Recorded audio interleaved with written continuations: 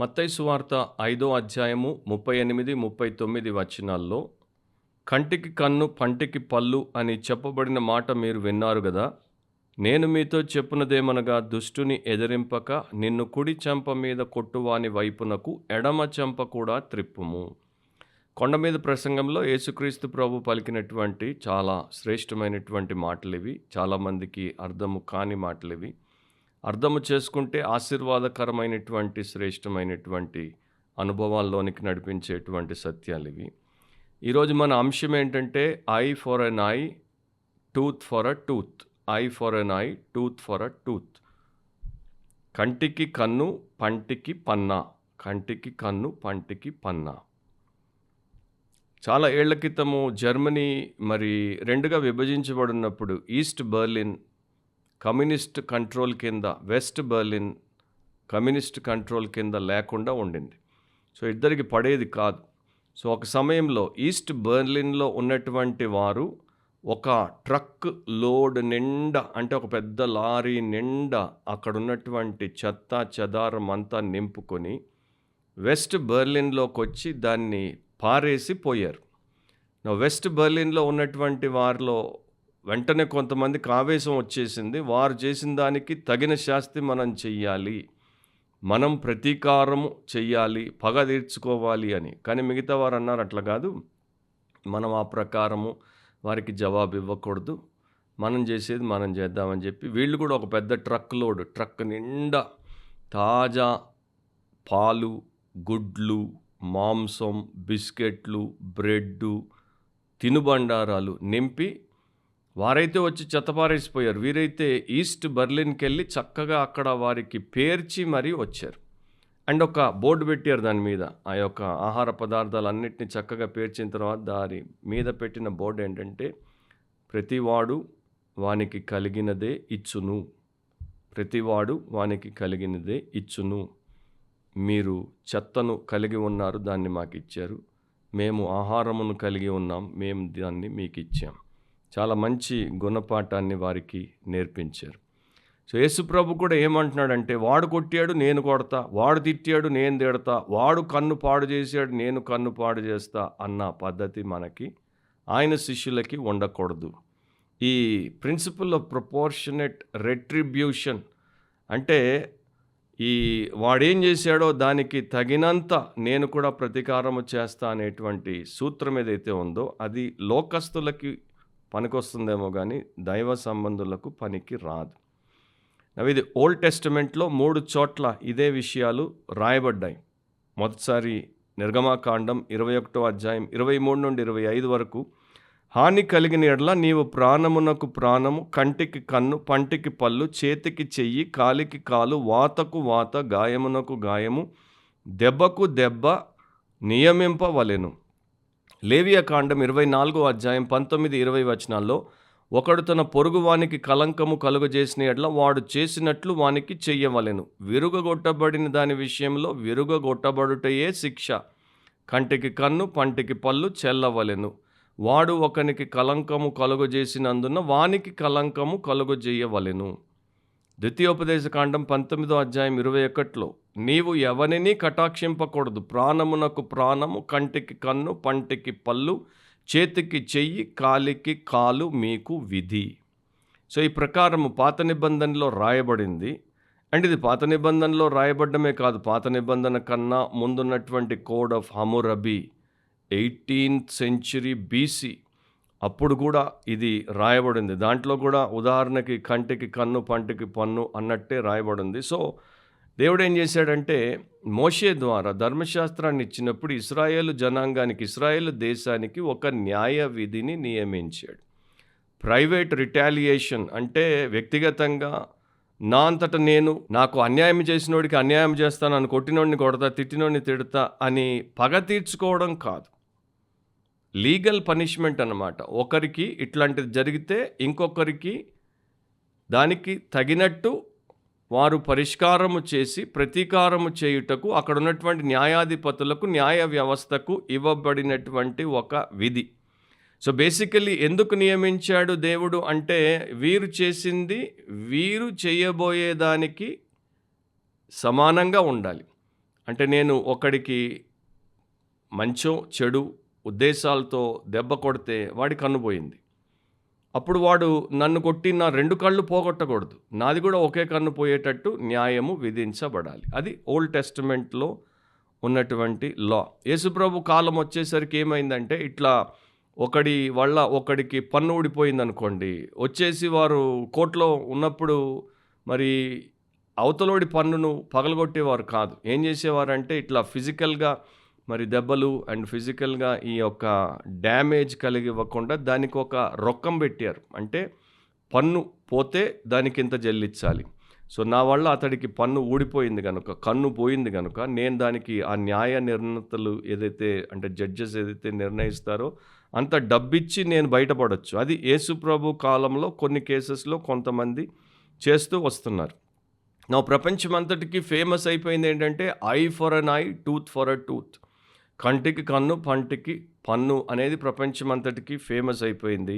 And దాంట్లో చాలామంది అనుకునేదేంటంటే అది రిటాలియేషన్‌ని జస్టిఫై చేస్తుంది. అంటే నా ప్రతీకారాన్ని అది న్యాయబద్ధతను కల్పిస్తోంది. కానీ అట్లా దేవుడు మనకి చెప్పట్లేదు. మోషే ఏం చెప్తున్నాడంటే ఎవరికి వారికి జరిగిన అన్యాయానికి న్యాయం చేసుకోకుండా న్యాయాధిపతులు, జడ్జెస్ ఎవరైతే ఉంటారో వారు సరైన సమాంతర న్యాయమును చేయడానికి ఈ ప్రకారం దేవుడు నియమించి పెట్టాడు. టిట్ ఫర్ టాట్ రిటాలియేషన్ కాదు.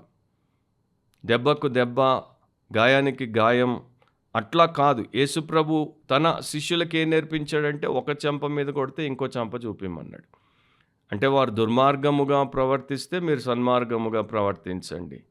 వారు దురుసుతనాన్ని చూపిస్తే మీరు సాత్వికతను చూపించండి. వారు విర్రవీగితే మీరు వినయాన్ని చూపించండి. వారు ఒక దెబ్బ కొడితే ఇంకో దెబ్బ కొట్టడానికి అవకాశం ఇవ్వండి. సో, ప్రైవేట్ రివెంజ్ అనేది నిజానికి ఓల్డ్ టెస్టమెంట్‌లో కూడా అంటే వ్యక్తిగతంగా ప్రతీకారము, పగ తీర్చుకోవడం పాత నిబంధనలో కూడా దేవుడు రాయించి పెట్టాడు. అది ఆయనకి ఇష్టం లేదు.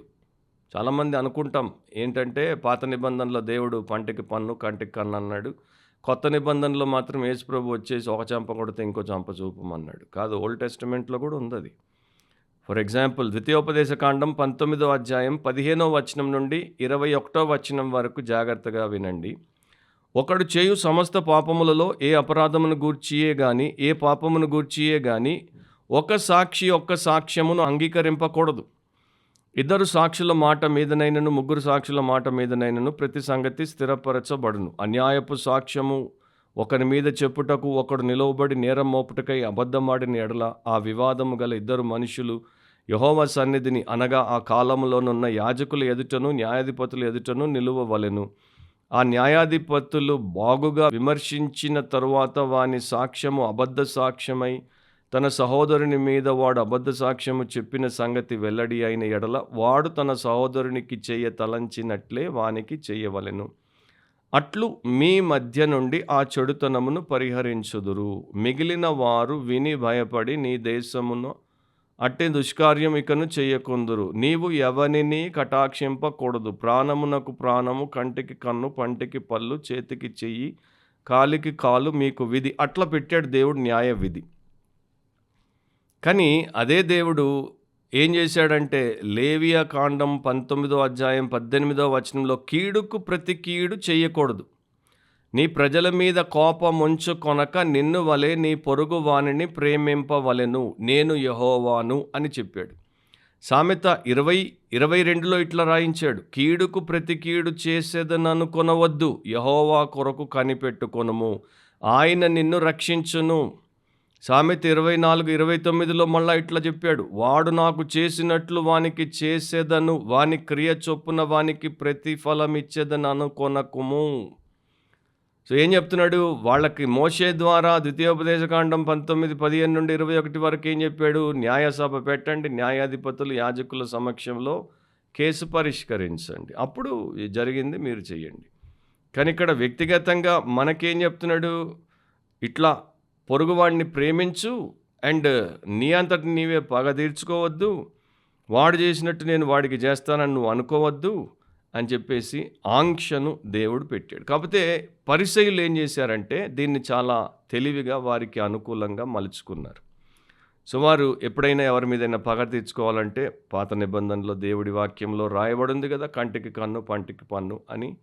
ఆ ప్రకారం ప్రతీకారం తీర్చుకునేవారు. అది స్క్రిప్చర్ ట్విస్టింగ్, అంటే అది లేఖనాన్ని దుర్వినియోగము చేయడం, వక్రీకరించడం. వాళ్ళు ఏ టైప్ మనుషులో మనకు తెలుసు. మత్తయి సువార్తలో 15వ అధ్యాయంలో యేసుప్రభు మరలా చెప్పాడు, మీరు మీ పారంపర్యాచారము నిమిత్తమై దేవుని వాక్యమును నిరర్ధకము చేయుచున్నారు. సో వారు ఆ టైప్ అనమాట. సో తన శిష్యులకి ఆయన చెప్పింది ఏంటంటే 39లో ప్రభువు చెప్పినట్లు, నేను మీతో చెప్పున్నదేమనగా, దుష్టుని ఎదిరింపక నిన్ను కుడి చెంప మీద కొట్టువాని వైపునకు ఎడమ చెంప కూడా త్రిప్పుము అని తన శిష్యులకి ఆయన శ్రేష్టమైన మాట నేర్పించాడు. సో వారి యొక్క వైఖరి, యాటిట్యూడ్, వారి మాట, పదాలు అండ్ వారి యొక్క క్రియలు, డీడ్స్ అన్నీ కూడా ప్రేమతో నిండి ఉండాలి, పగతో కాదు.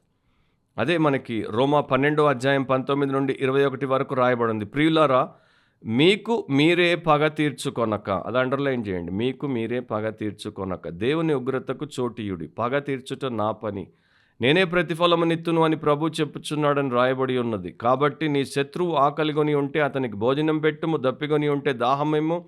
అలాగు చేయుట వలన అతని తల మీద నిప్పులు కుప్పగా పోయిదువు. కీడు వలన జయింపబడక మేలు చేత కీడును జయించుము.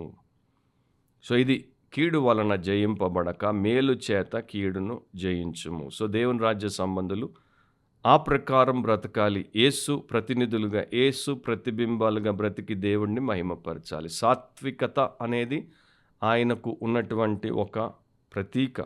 సో మనం కూడా సాత్వికులముగా ఉన్నప్పుడు దీన మనస్కులముగా ఉంటాము, భక్తులముగా ఉంటాము, నెమ్మదస్తులముగా ఉంటాము, గాయములను అన్యాయములను భరిస్తాము, తిరిగి ప్రతీకారము చేయము, న్యాయముగా తీర్పు తీర్చు దేవుడికి దానిని మనము అప్పగిస్తాం. ఇది చేయాలంటే మనకి దేవుడి కృప అవసరం.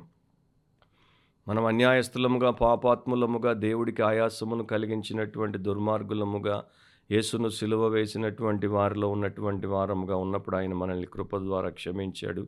సో అదే కృప మనకిచ్చాడు కనుక దాన్ని మనము ఇతరులకు ఇచ్చి వారిని క్షమించాలి. ఒక పాస్టర్ ఇట్లా రాశాడు, మన ప్రతిదిన అనుబంధాల్లో లేకపోతే మన ప్రతిదిన సంబంధాల్లో ఒకవేళ న్యాయము అని ప్రతిసారి మనము చూసుకుంటూ పోతే మనము ఎన్నటికీ దేవుని హృదయానికి దగ్గరగా రాము. అంటే మనము వారు అన్యాయం చేసినా వారిని క్షమించాలి, వారికి న్యాయమేంటో చెప్పాలి, వారిని సరిదిద్దాలి. కానీ వారి అన్యాయమును క్షమించకుండా ఉండకూడదు, క్షమించాలి. అన్యాయానికి అన్యాయము, కంటికి కన్ను పంటికి పండ్లు అని పోకూడదు. సోక్రటీస్కి ఒక శిష్యుడు ఉండేవాడు, ఆయన పేరు యూక్లిడ్. ఆయనకి ఒక సహోదరుడు ఉండేవాడు, ఇద్దరికి ఒక గొడవ. సో యూక్లిడ్ ద్వారా సహోదరుడు బాగా గాయపరచబడ్డాడు, అంటే మనసులో నొచ్చుకున్నాడు. సో ఏమన్నాడు, సహోదరుడు కోపముతో ఊగిపోతూ ఏమన్నాడు, నేను నీకు అట్లాంటి బాధే ఏదో ఒక సమయంలో కల్పించేంత వరకు నెమ్మదించను, దానికోసము నేను చావనైనా చస్తాను. సో దానికి యూక్లిడ్ ఏమన్నాడు, నేను కూడా నిన్ను మెత్తపరిచేంత వరకు, నీవు మొదటి నీలాగా మారేంత వరకు, ఈ పగ ప్రతీకారాలు అని నీవు మసిలిపోకుండా మానుకునేంత వరకు నేను నిన్ను మెత్తపరచడానికి నేను కూడా చావనైనా చస్తానన్నాడు. ఒకడేమో పగ తీర్చుకోవడానికి చస్తానన్నాడు, ఒకడేమో ప్రేమించడానికి చస్తానన్నాడు. వీళ్ళిద్దరూ యేసు శిష్యులు కారు, సోక్రటీస్ శిష్యుడు ఒక ఆయన యూక్లిడ్. సో మరి మీరు ఏ టైపో మీరు చూసుకోండి. అండ్ దేవుడి వాక్యానుసారంగా మీరుంటే దైవ సంబంధులు, రేపు దేవుడితో ఉంటారు. లేకపోతే ఇప్పుడు అప్పుడు ఎప్పుడు దేవుడితో మీరు ఉండలేరు, ఎందుకంటే దేవుడు మీతో ఉండడు కనుక. సో అట్లాంటి దుస్థితులు ఎవరు ఉండకుండా అందరము దైవికంగా ఉందుముగాక. దానికి మనము రక్షణ పొందిన వారమై ఉండాలి, లేకపోతే ఇది మన వల్ల కల్లో కూడా కాదు. సో ఇప్పుడే మీ పాపం ఒప్పుకొని దాన్ని విసర్జించి యేసునందు విశ్వాసం ఉంచి మారు మనసు పొంది క్రొత్త జన్మ అనుభవం పొందినటువంటి పరిశుద్ధులుగా, పరిశుద్ధాత్మ అభిషేకము, ప్రేమ, కృప, కనికరాలతో ఈ పని చేయుదురుగాక. మరోసారి దేవుడు మనల్ని నీ వాక్యమే సత్యంలో కలిపేంత వరకు ప్రభు అయిన యేసుక్రీస్తు యొక్క శక్తివంతమైన కృప మీ ఆత్మలకు తోడై ఉండును గాక. ఆమేన్.